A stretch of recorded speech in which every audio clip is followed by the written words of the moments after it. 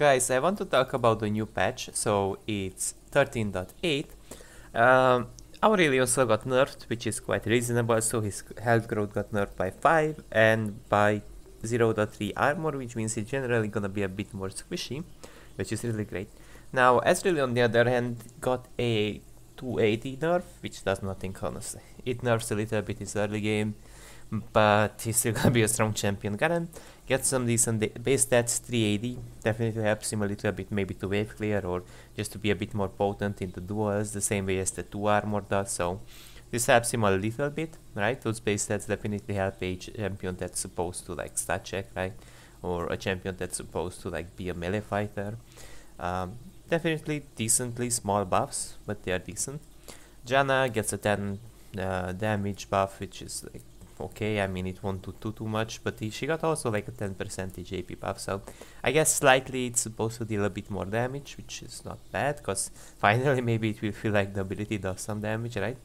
From the other hand, this is a more significant buff, so Hurry gets buffed by 1.25 seconds. It means the decay kicks in later, which generally means an AD carry will have more time to DPS before the shield is broken, which is definitely a great buff. Let's scroll down. So again, reasonable nerf. Jarvan, his base stats got nerfed, 0.4 less AD. Then from the other hand, he gets 10 less damage on his Q. Again, reasonable nerf, but the champion still gonna be highly useful. You're gonna have a bit less DPS, but still great champion. It does not do all that much for my own opinion.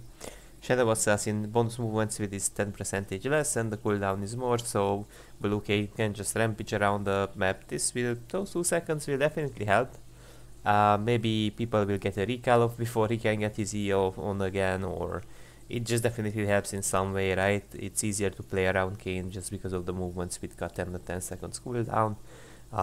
Again, it generally disallows Kayn to have a bit less skill potential, mobility over the map, less way to escape actually, because that's the issue, right? So when Kayn has a lot of cooldown, he uses his combo ults in, right? His E comes up in no time, then he escapes again, so these 2 seconds allow us to just actually kill him without him being able to E out again, so it's like definitely difficult to punish him, right? Okay, so Kha'Zix gets a 10 damage buff.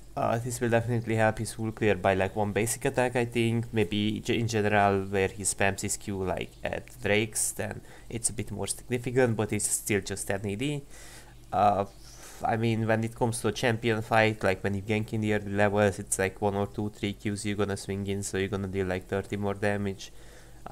Helps to some degree if exactly you got to deal 30 more damage, depends how many Qs you can get off. It's not like broken or anything, it's just 10 damage, so it's, I don't know, it's just not too much from my opinion. Around Kog'Maw Kog'Maw is now ghosted while he's in his passive form, which is really important to have, because getting like stuck in between minions when you're trying to run towards someone kinda sucks, because then you can't get enough value out of your passive because you can catch up. And now you also deal more damage from 125 to 140 to 650, so you actually kind of have a mini, how's it called, Garen ult in your passive, right? So right now you can go through minions, which is great, so it's easier to like die and then get a kill, right? And also right now you have the ghosted form, which is really good to just run through things, right? That's really great. From the other hand, cooldown 7 seconds, which will allow him to have a bit more DPS. Perhaps it helps the AP build as well. The mana cost got lowered as well, so it helps to some degree the AP build, right? The slow is a bit smaller, but it shouldn't be too concerning. In the later levels it's 2% smaller, but in the earlier levels it's 10% more, so there are really some up and downs, but I think that 2% shouldn't really matter in the later levels. Okay, bonus armor. So 15, 20, 30, 35. So right now she gets like 5 more armor, right? And the magic rate is supposed to be 5 more as well, right? Now the magic damage she will deal will be 10 more in general. This will allow her to be a bit more tanked, deal a little bit more damage, but nothing too much, nothing too broken, right? Now Lilia gets a change, so monster damage cap from 50 to 150 to 70 to 150, which means she will have a bit more damage towards monsters. This is up to 40% more damage at level 1 against monsters with over 1328 HP, tapering to 0% more at less than 949 HP. Okay, Raptors have 1100, while Red, Blue and Grom, Krag and Wolves all hit the new max HP cap. Okay. Healing against monsters 25, 75, okay, to 39 to 54, which definitely helps her a lot in her early game. The AP ratio is also significantly higher, which means that you'll be able to heal way more in general out of this passive, so maybe we'll see some Conqueror, Bruiser, Lilias, something like that. Healing against champions again got reduced in the later levels, but the AP ratio got buffed, so it sort of promotes AP Lilia over Tank Lilia, right? Tank Lilia can be annoying. Now Malphite got a reasonable nerf. Beatrice is, I don't know, he's either kinda strong in 1v1s or he's kinda weak, right? That's the weird thing. So they reverted the buff he received earlier on. Oh, my HDMI cable, when I slightly move it. So empowered attack damage 30, 45, 60, right? And it did get nerfed actually, my bad, in the later levels by 20.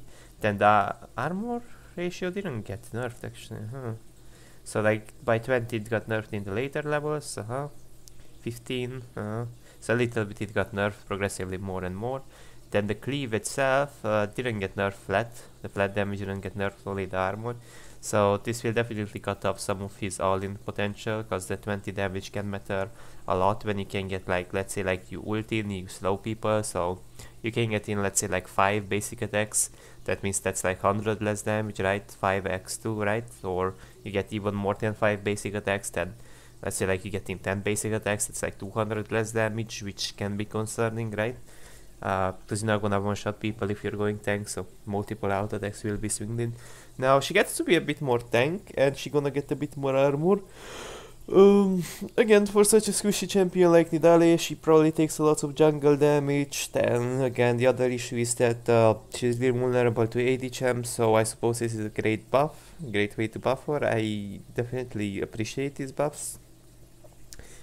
Poppy gets a rather significant buff, even if it's only 1%, it's actually really good. So from 8 to 9%, which means that in total it will be 18% damage from your Q, right? While also Divine Thunderer deals like 6% of someone's HP plus the own hit effect, of course. So it's really like 18 plus 6, right? That's like 24. So like every Q you're gonna get like a Divine Proc. That's like 24% HP based damage of someone's HP. This will definitely help her with her clears, because jungler monsters have a lots of high HP monsters, right?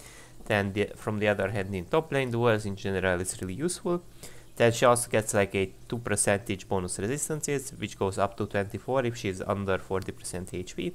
So the 24% is more significant than the 12, right? But it's definitely a good way to buff Poppy. It's a really decent buff. I would say Poppy will be probably picked a lot in this patch. And Rakan gets a bit nerfed, his base stats get a bit nerfed, but it shouldn't matter too much. His early game is a bit nerfed, because he feels to be really tank, from my opinion. He feels to be really tank. So nerfing his armor growth and his base armor by 2 definitely helps him, because it feels like Rakan just doesn't take enough physical damage, honestly. Now Cosmic Drive gets a rework, so right now we get 10 more ability power, right? But they remove the 40 ability power passive, just to be clear, so you have 30 less ability power than before, right? But from the other hand, damaging a champion excluding damage over time, right, generates a stack of 2.5 movement speed every 1.5 seconds, right? For the next 5 seconds, up to 4 stacks. At 4 stacks, gain an additional 10% movement speed and a 20% speed in total. Dealing damage refreshes this effect, so it's a bit similar to Conqueror, except with the movement speed, right? You only need to deal 1 instance of damage for it to start adding stacks on its own periodically. You then only need to hit them once again after a delay to fully stack its own 2 abilities, right? So it's rather good on champions that sort of have like ranged abilities that you can proc before you like commit into a fight, or it's even good if you're in a fight already, right?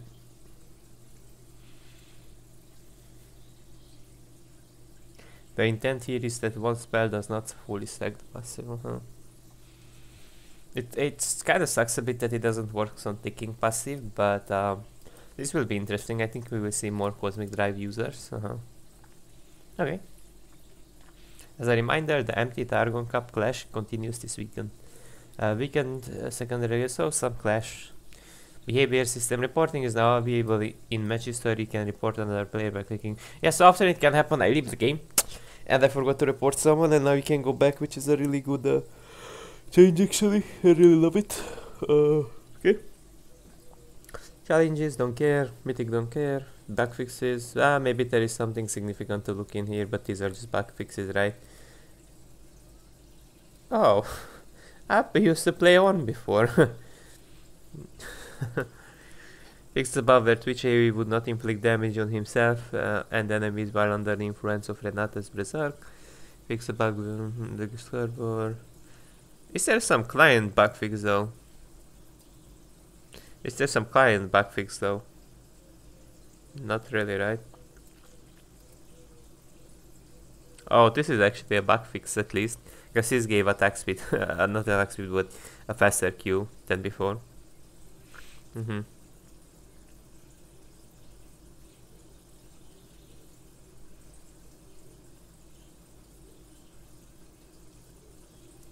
Okay.